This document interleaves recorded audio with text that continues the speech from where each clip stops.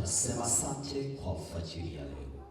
Sisi ambao umetupa uhai tukakusanyika alfajiri ya leo. Si kwamba sisi tumekuwa wazuri warembo kuliko wengine, bali ni kwa ajili ya upendo wako na wema wako. Jemedari mkuu, tunapiga magoti mbele zako.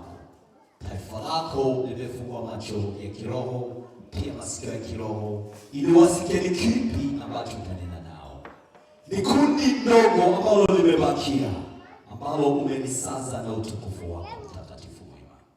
Wengi ambao tumetoka pande nne za ulimwengu, tumekuja hapa ili tupande mlima wako, ili tuweze kusikia sauti yako zaidi sana katika hizi nyakati za mwisho. Kondoo zako ziko tayari, zimekuja kwenye chemchemi ya baraka, chemchemi ya wokovu, ili warudishe nguvu mara tena. Mtumishi wako ambao umemwandaa alfajiri ya leo, namwombea baraka, namwombea nguvu za kiroho, moto wako ushuke, anaposimama usimame naye, ashushwe pale wewe ndiye uwekwe juu, neno lako liwekwe juu, utupinge bali Baba usiende mbali nasi. Tunachokihamakia ni pepo mbaya, pepo za giza zote, pepo za kila aina, pepo za kisaikolojia, pepo za fujo zote tunazifunga Baba. Tunaalika uwepo wako na utukufu wako kututawala, jinsi ulivyokuwa nuru kwa wana wa Israeli. Kupitia neno la mchana wa leo, uwe nuru yetu Baba mtakatifu mwema. Naomba nikiamini ya kwamba umetenda na kubariki, kupitia jina la Kristo naomba. Haleluya. Murakoze cyane ubwiriza butumwa naguka tukutika naca mashi kandi turamwinginga dusangire no masaha dufite saa 4:22 saa 4:40 benda abarangije. Murakoze. Haleluya. Amen. Mana ashimwe kandi yakicyubahiro. Kuko yatwemereye umunsi wa none kongera kuganira ku ijambo ryayo. Asante sana Mwenyezi Mungu, ametuwezesha kukusanyika alfajiri ya leo. Mungu wetu apewe sifa. Abaramutse bara amahoro. Haleluya. Wala ambao mmeamka mkiwa Shalom. Haleluya. Shalom. Haleluya. Haleluya. Haleluya. Amen. Amen. Tunanezerewe uyu munsi wa none. Ishangwe na furaha kongera guhagarara imbere yanyu tuvuga ijambo ry'Imana, kusimama mbele zenu tukinena neno la Mwenyezi Mungu. Kuko nizera nashidikanya yuko umwuka w'Imana ari kumwe natwe uyu munsi. Pasipo kusita na kuamini na kwamba Roho wa Bwana upo pamoja nasi. Imana yacu ishimwe. Mungu wetu apewe sifa. Shalom. Dufite umugisha. Shalom, tunayo baraka. Kuko Imana yatuyoboye ahantu heza. Maana Mungu ametuleta mahali pazuri. Kuko Imana yagiye kutwita itwita n'izina ryiza. Mungu akatuita pia jina nzuri. Ndashimira ubuyobozi bwa Shalom. Nashukuru uongozi wa Shalom. Budahwema buri gihe guhora batekereza kwa Kristo wao. Ambao wanafikiria wa Kristo wao kila mara. Imana ibahe umugisha. Mwenyezi Mungu awabariki. Kandi ndashimira n'abaririmbyi bacu. Pia nashukuru waimbaji. Mbasabira n'umugisha ku Mana. Pia nikiwaombea baraka, kugira ngo imbaraga z'Imana ziweze komeza kubana nawe. ili nguvu za Mwenyezi Mungu ziwe pamoja nanyi. Kuko murabwiriza ubutumwa mu ndirimbo, mnahubiri kupitia wimbo, naho bakumva cyangwa ntibumve, hata kama hawasikii, ariko muzaba mwabuze. najua kwamba tayari mmenena neno la Mwenyezi Mungu. Ndasabira umugisha abacuranzi bacu, baraka kwa wafundi wetu, fundi wa mitambo, kuko nabo baracuranga tukuba tunezerewe, maana pia wanapopiga gitaa tunafurahi. ariko ndimo ndabibutsa tena na wakumbusha tena yuko igihe cyegeje tugiye kurya amatunda yo muri Edeni. Maana haleluya, kula matunda kwenye mti wa Edeni. Amatunda yo muri Edeni ari marera nabagiye kuzayaryaho barimo bezwa. Matunda kwenye Edeni yanakomaa na wale ambao ni watakatifu wanakaribia kula. Amatunda yo muri Edeni ari marera nabagiye kuzayaryaho barimo bezwa.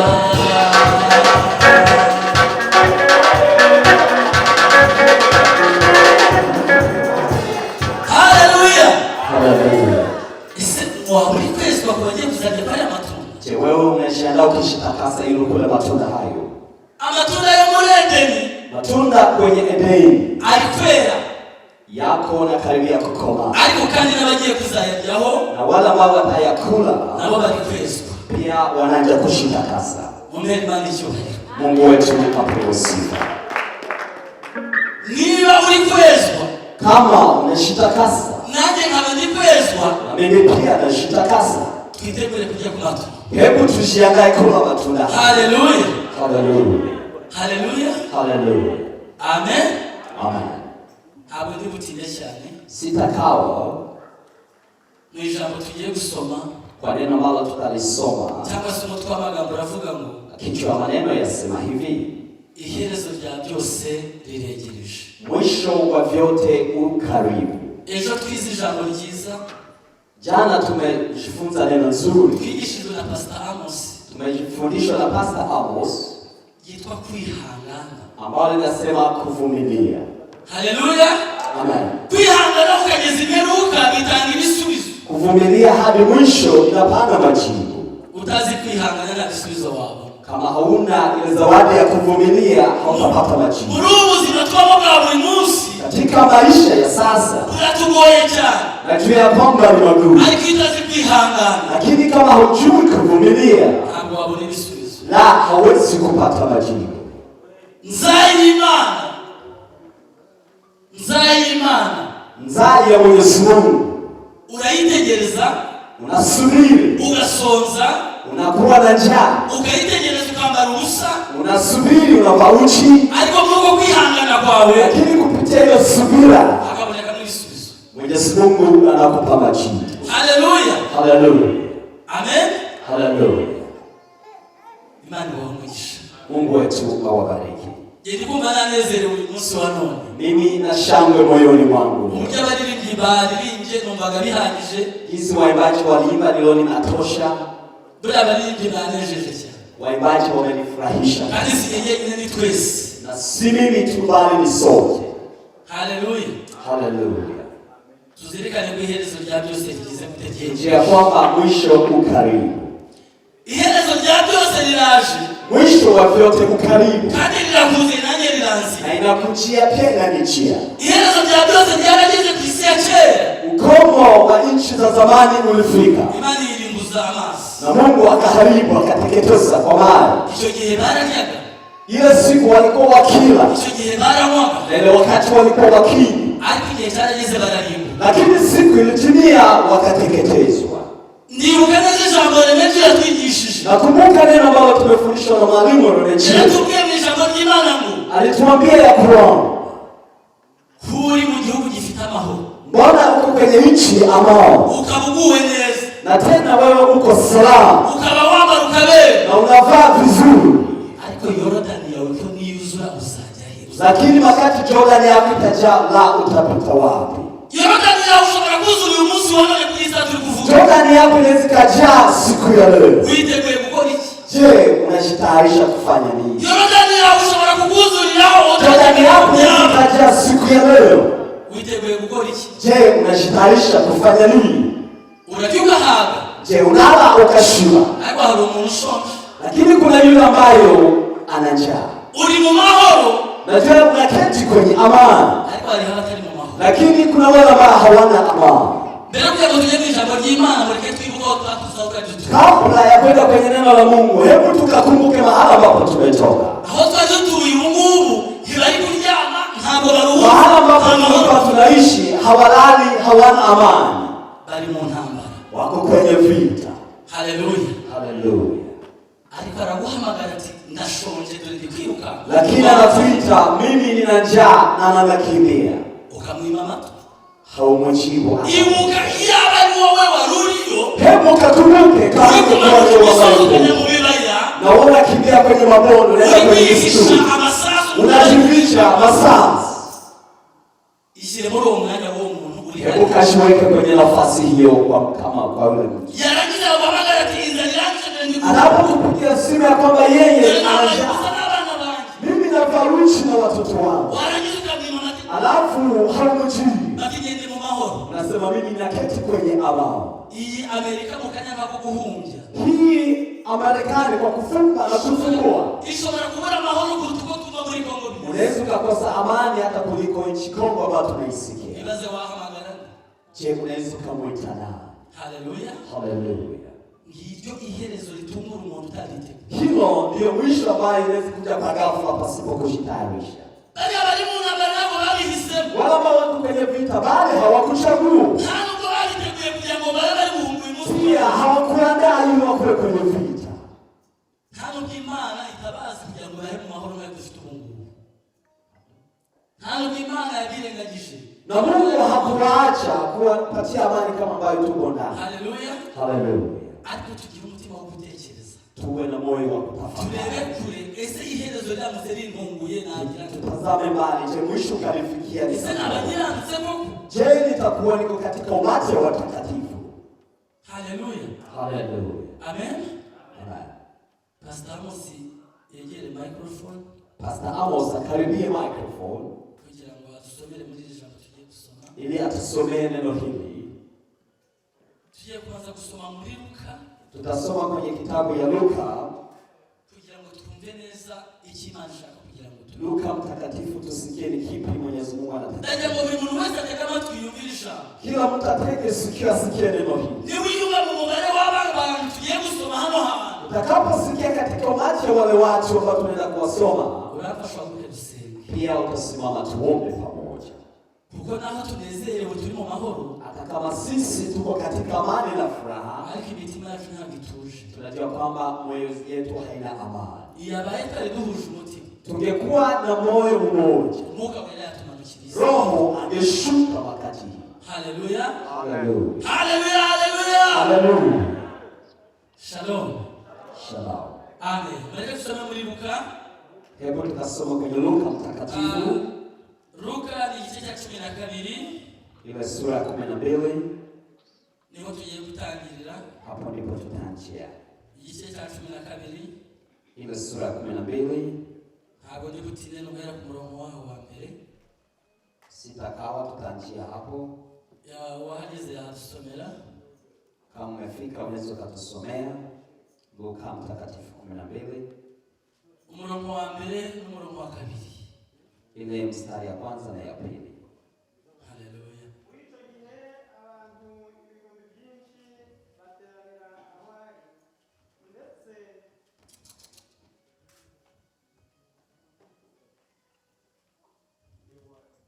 Muri icyo gihe abantu ibihumbi byinshi bateranira hari ndetse biza aho bakandagira. Nuko abwira abigishwa be ati, mubanze mwirinde umusemburo w'abafarisayo ari wo uburyarya, kuko ari nta cyatwikiriwe kitazatwikurwa cyangwa icyahishwe kitazamenyekana. Imana igumisha. Wakati huo mkutano, tusome kwenye Swahili. Wakati huo makutano walipokutanika elfu hata wakakanyangana, alianza kuambia wanafunzi wake, kwanza jilindeni na chachu ya Mafarisayo ambayo ni unafiki.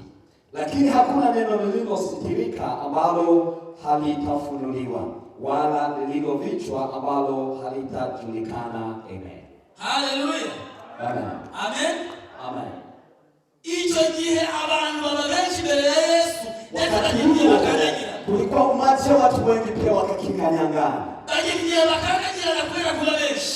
Sababu ya umati wa watu wengi wakaanza kukanyangana. Yesu walewaga mu mitima y'abantu. Yesu Kristo alipotazama katika mioyo yao, yegera abigishwa be, akawakaribia wanafunzi wa. aravuga ati bigishwa banje, Akawaambia wanafunzi wa, icyambere mugomba kwirinda. cha kwanza cha kushiriki. Mubanza mwirinde umusemburo w'abafarisayo. Hebu ukashirinde machachu ya Wafarisayo. Ariwo muryarya. Ambayo ni unafiki. Kuko nimutawirinda, Maana kama hamshiriki, ushobora gusanga namwe mwabaye nk'aba bose. utakutana kama mmekuwa kama Wafarisayo. Kuko abantu barakandagiranaga bari. Maana watu wengi walikuwa wakifunyangana. Haleluya. Haleluya. Mubanza mwirinde umusemburo w'abafarisayo. Shirindeni machachu ya Wafarisayo. Mubanza mwirinde imvugo y'abapagani. Mshirinde ile nini ya wapagani. Mubanza mwirinde imikorere y'abapagani. Mshirinde namna gani wapagani wanatumia. Bagenda bahenganye. Maana wanaenda wakipengana. Wogenda neza. Shilindeni machache wa Farisayo. Arakomeza hepfo arababwira ngo akaendelea akawaambia, kuko nta cyatwikiriwe munsi maana hakuna ambacho kimefichwa bali hakitafunuliwa, ambacho hakitafunuliwa. Haleluya. Haleluya. Amen. Amen. Kumugaragaro niho byashyizwe byose, hadharani vyote vitaweka. Kumugaragaro niho byashyizwe byose, hadharani vyote vitaweka. ibyo ukora wihishe niho vyote unavyofanya ukijificha vitaweka. Haleluya. Haleluya. Ntabwo ngira ijwi ryo kuririmba, sina sauti ya kuimba, ariko kumugaragaro niho byose bizashyirwa. hadharani vyote vitaweka. Nta cyavugiwe mu rwongorero, hakuna ambacho kilisemwa kwa siri, kitazajya kumugaragaro, bali ambacho hakitaoneshwa. kuko kumugaragaro ahabona hadharani niho byose bishyirwa. vyote vitaweka. Satani aragushuka, Ibilisi anakudanganya, akwereka ko abantu batari kukubona, anakuonesha kwamba watu hawakutazami, warangiza alafu baadaye ugafata imodoka yawe unashika gari lako, ukajya kuri rikasito. alafu unaenda kwenye store. Haleluya. Haleluya. Nta muntu wakubonye, Hakuna yeyote aliyekutazama, warangiza ukagura agacupa kawe, alafu unatumia pombe yako ukazana mu nzu yawe, unaleta kwenye nyumba yako pasipo mtu yote mu cyumba kukutazama, cyawe kwenye chumba chako. nta mugore uhari, Hakuna bibi ambaye yuko, umuntu uhari, hakuna mtoto ambaye yuko, wowe wenyine, bibi pekee, warangiza ugasoma. alafu unatumia. Haleluya. Haleluya. Hari umuntu wakubonye, Je, kuna yule ambaye amekutazama, ariko ibyo wakoze wihishe lakini ambacho umekifanya kwa siri bizashyirwa ku mugaragaro. kitawekwa hadharani. Wagera mu masengesho, Unapofika kwenye chumba leo, umukozi w'Imana agahaguruka, mtumishi wa Mungu husema, ajyaga mu ruhonyo inzoga, kuna mtu ambaye ametumia kileo, umwuka w'Imana aba yakumbuye. Roho wa Mungu amekutazama. Haleluya. Haleluya. Haleluya. Ujyagiye wabikoraga, Wakati unatenda, umwuka w'Imana yakureba. Roho wa Bwana alikutazama. Haleluya. Haleluya. Amen. Haleluya. Mwirinde umusemburo, Jilindeni machache, mwirinde umusemburo, jilindeni machache. kuko nta cyahishwe Hakuna ambacho kimefichwa kitazagaragara. na ambacho hakitawekwa hadharani. Urara kuri telefone, Unalala kwenye simu, uri kubesha, uri kuryarya, unadanganya, wewe unaleta ndani unafu, uri kuryarya kuri telefone, unadanganya kwenye phone. ariko nta muntu uri kukureba. Hakuna yule anayekutazama, Ariko yibuka ko umwuka w'Imana lakini kumbukeni ya kwamba Roho wa Bwana kandi ku mugaragaro hadharani niho bizashyirwa byose. na vitawekwa hadharani. Muhe Imana icyubahiro. Mungu wetu apewe. Haleluya. Haleluya. Amazina nitwa Byiruka Evariste, Kwa majina ni hayo Byiruka Evariste. ni umugabo ndubatse, Ni mume ambaye ana mke, umugore umwe n'abana bane. mke mmoja na watoto wane. Haleluya. Haleluya. Amen. Haleluya. Imana ishimwe. Mungu wetu apewe sifa. Iyo yabinkoreye nawe uzabigukorera. Aliyenitendea pia wewe atakutendea. Haleluya. Haleluya. Turakomeje mu ijambo ry'Imana. Tunaendelea kwenye neno la Mwenyezi Mungu. Ureke turebe mu migani, Tuone kwenye Methali, igitabo cy'imigani, Methali ni igice 23, 23, ibice 23 by'imigani. Methali 23, Turareba ku murongo wa 29. 29. Usoma turagendana gake gake kuko ni wo murongo wa nyuma ndusome. Ni mstari ya mwisho ambao nitasoma. Dusome izina rya Yesu. Amen. Ninde ubonye ishano? Genda gake tujyane. Haleluya. Harabaza ngo ninde ubonye ishyano? Ni nani apigaye? Komeza. Ninde utaka? Ninde utaka? Ni nani aliaye? Ninde ufite intonganya? Ninde ufite intonganya? Ni nani mwenye mdomo? Ninde wiganyira?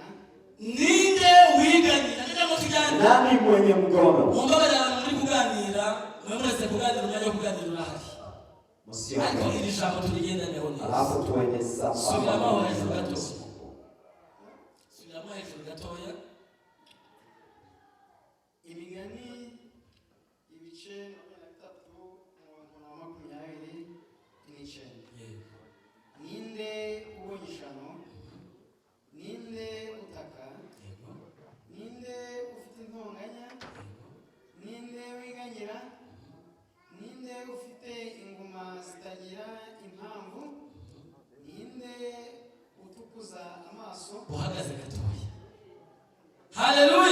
Haleluya. Imana ishimwe.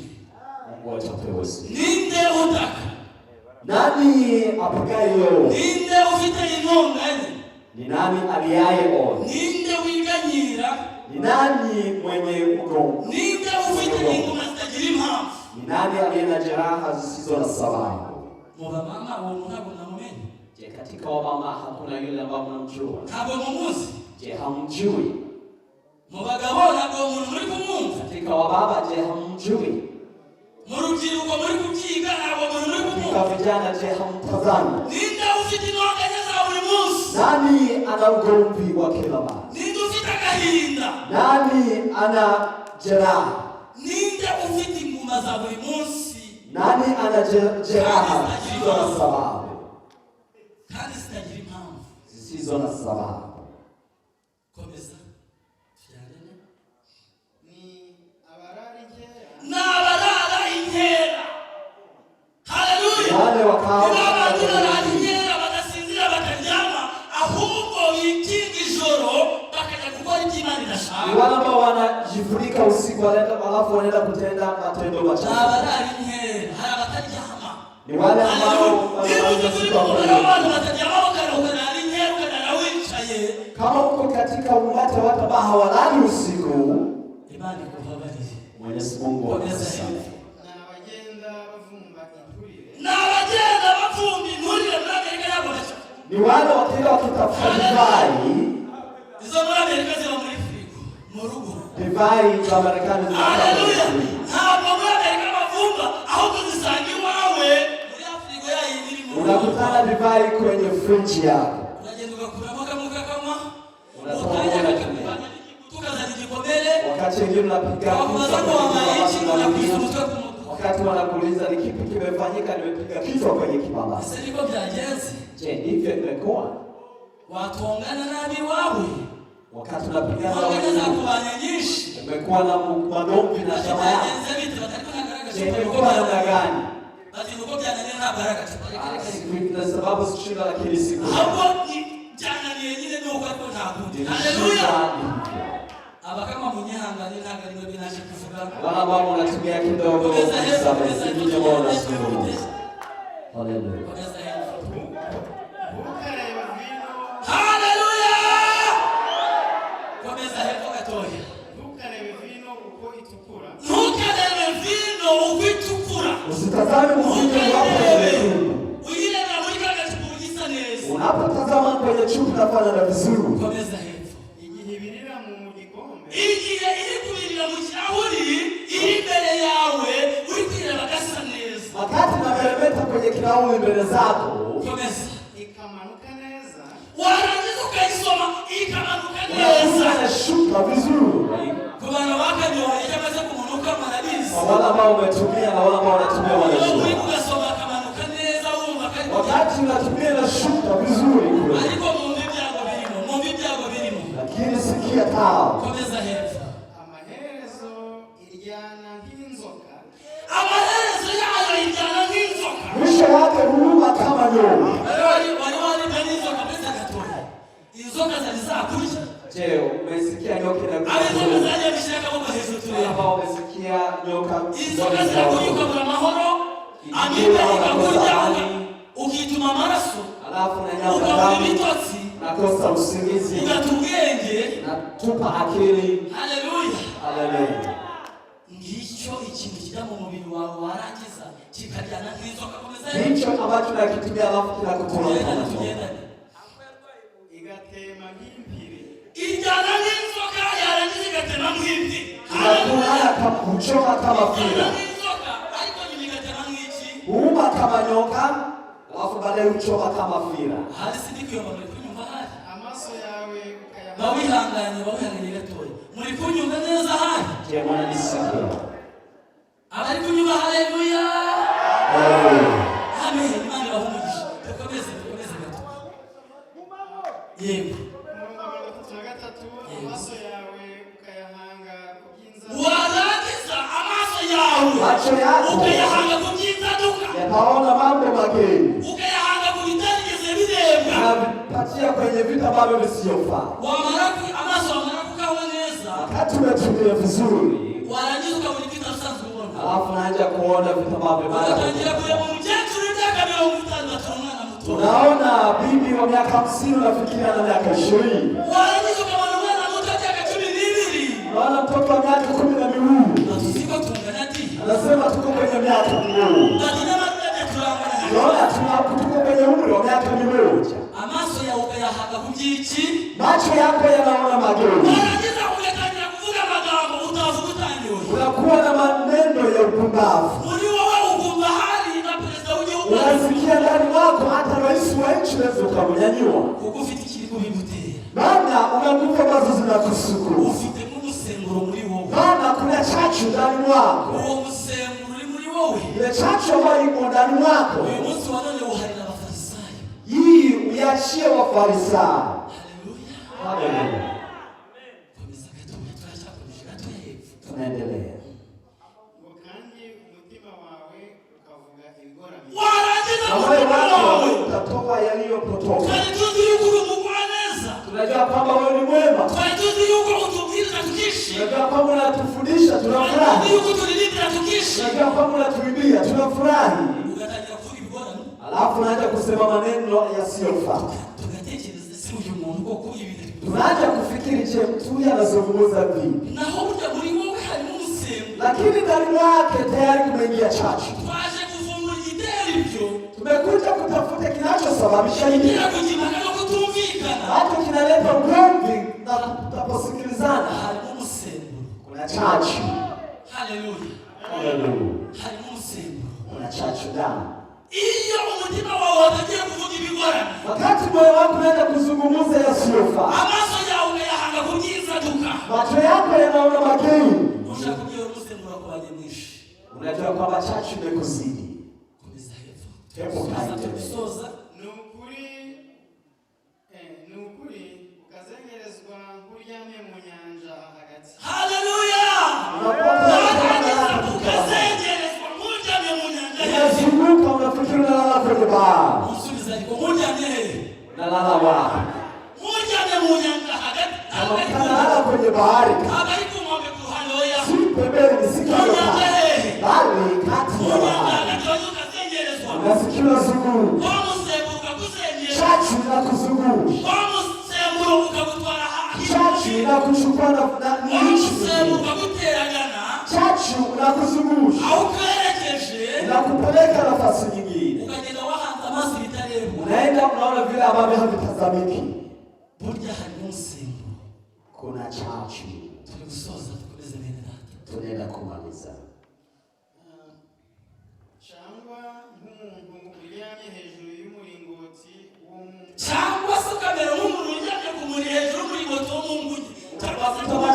Kama kwenye mlingoti. Ukamera nk'umuntu uryamye ku mukingo ahantu hamanuka. Nafikiri ni mtu ambaye analala kwenye mlima kwa kwa. Uri kuba muri wowe n'umanuka gatoya uri kubanza umutwe hasi. Unasikia kwamba ukianguka tutapiga kichwa chini.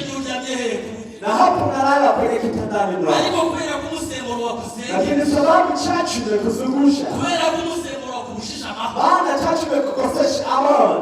Warangira muri ukumva yuko bazengereye cyane. Unakutana wewe umezungushwa. Warangiza ukumva yuko hari urabyuka n'umutwe wamenetse. Unafikiria hata kichwa itapasuka. Ariko tekereza neza no musemburo uri hehe. Huwa nafikiri ile ni chachu. Tusoza Ukavuga Tunamalizia. warangiza ukavuga ngo Utasema. Najya kugera kuri amagambo tusoza. Haleluya. Haleluya. Amen. Amen. Turi kumwe ariko. Turi kumwe. Pamoja. Warangiza ukibwira. Unamaliza unasema. Yego. bankubise nyamara ntaco mbaye.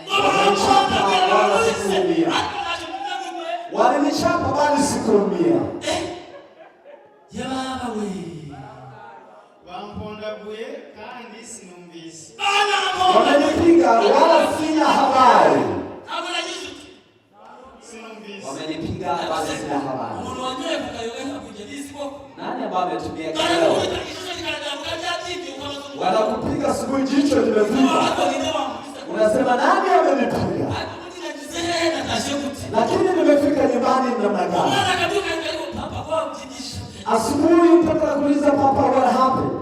Haleluya. Haleluya. Bamondaguye ariko ntabwo nabyumvise. Wamenipiga lakini sina habari. ryari ngo nongereje kuvuga. Haleluya. Lazima kuitafuta tena. Nitaamka ryari ngo nongereje kuvuga. Nitaamka lini ili niende kutafuta tena. Haleluya. Haleluya. Iherezo rya byose rigeze gute? Mwisho wa vyote utaweka hadharani. Linakwegereye wowe. Uko karibu.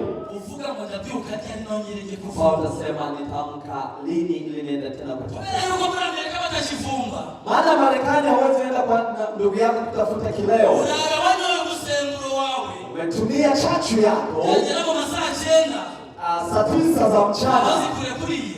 Wakati zinatoka ndani ya mwili. Ukegera frigo yawe. Unakaribia fridge. Ukafungura. Unafungua. Ukavanamo kamwe. Unatoa ndani moja. Maji ukaondoka kama ati. Unatumia unamaliza kiu yako. Hasi bibazo birarangiye. Je, shida zinaisha? Ukibwira ngo unafikiria bamondabuye wamenipiga lakini sina habari. Wamenipiga lakini sina habari. Lakini nitaamka lini ile niende kutembea tena? Tekereza kabiri. Hebu katafakari. Ukuri kugasoma. Jinsi unaitumia. Ukuri kugarima kukujenza kushaka kuzengereza. Jinsi unaitumia chachu na kuzungusha. Ongera wibuke kwiherezo rya byose riri. Hebu kumbuka kwamba kuna mwisho wa vyote. Kandi ndakwegereye. Na mwisho unakukaribia. Ese kugiye gutungurwa. Mbona inaenda kwa ghafla. Uzasa imani zasanga witeguye cyangwa uzasanga Mwenyezi Mungu uko tayari. Iherezo. Iherezo. Ukomo. Iherezo rya byose. Ukomo wa vyote ukaribu. Iherezo. Ukomo. Iherezo. Ukomo. Iherezo rya byose riraje. Ukomo wa vyote uko tayari. Iherezo ry'abasinzi. Ukomo wa abasambanyi. wazirifu. Iherezo ry'abicanyi. Ukomo wa n'abagambanyi. na wanafiki. Haleluya. Haleluya. Iherezo rya byose rigize gute? Ukomo wa vyote riraje. uko tayari. Kandi rirakwegereye. Na yuko karibu. Ushaka uyu munsi wafata umwanzuro. Amua leo. Uyu munsi tugiye gufata umwanzuro. Leo tunaenda kuamua. Kugira ngo tutazatungurwa. Ili isiweko kwa ghafla. Yesu akasanga twasengereye. Ili Yesu asikutane na tumesinzia. Ndashoje. Namaliza. Haleluya. Haleluya. Haleluya. Haleluya. Mbese torero aho mujya mwibuka ko muzatungurwa. Kanisa mnakumbuka kwamba itakuwa kwa ghafla. Mbese torero aho mujya mwibuka ko muzatungurwa. Haleluya. Haleluya. Leo utashaka kutungurwa kwa kusema. Kama haupendiwe kwa ghafla kwako, simama tukaombe. Nirangiza imani kufashe muzatungurwe. Alafu Mungu isiwe kwako kwa ghafla. Imana ibukeze umusemburo w'abafarisayo. Mungu akulinde chachu ya ufarisayo. Uko tuzi neza yuko wanabyishyira musibye kubishyirwamo n'abandi. Maana tunajua kwamba ni umati wa watu wengi ambao inakufuatia kuyafanya. Imana itugirire neza. Mwenyezi Mungu atusamehe. Ahari hari icyo waba wumvise muri iri jambo. Je, kuna kila ambacho umesikia sauti ya Mwenyezi Mungu ikakuzungumza? Watera intambwe ukazimbere tugafatanya. Yesu kapiga hatua mbele tuombe pamoja. Niba hari aho ijambo rimukoze. Kama kuna nafasi ambapo ndio unaje ugeze wicandika muri uwo musemburo. Na umeingia kwenye chachu kama hiyo. Baragiza ukibwira uti. Alafu naanza kushiama. Nyamara ku mutima wanjye ntacyo mbaye. Kwenye mwili wangu hakuna shida. Nende tusenge Imana. Hebu kakaribia tukaombe pamoja. Niba umutima wawe warakujyanye kure y'Imana. Kama roho wako umekupeleka mbali na Mwenyezi Mungu. Unaenda kwenye mambo yasiyofaa. Hebu nakuuliza karibia leo. Haleluya. Kama moyo wako haukufanya vizuri. Hebu karibia tukaombe Mwenyezi Mungu. Mungu atakusaidia. Atakulinda ile chachu ya ufarisayo. Kama moyo wako unakuambia nenda kuomba. Nikumwambie Ili Mungu akuweke. Imani kwako kibaragu umunsi wa none. Ili Mungu akupite nguvu mara tena. Ugihezo nigiye kuza. Maana ukiwa yuko tayari. Utazasanga ku musego wa haraka vide ka haraka. Usikutane kwenye msegeme yako kuna vide ya chupa ya pombe. Haleluya. Haleluya. Tuje gusenga Imana. Tunaenda kumwomba Mwenyezi Mungu. Amaraso ya Yesu ejo abaduye imitima yabo ntimukererwa ubwo mutebuke nezwi imitima yanyu neza wogejwe na Yesu uwatunga ijwe n'amaraso harugo aguhagisha amaraso Mesiya aro yawirera wogejwe na Yesu uwatunga ijwe n'amaraso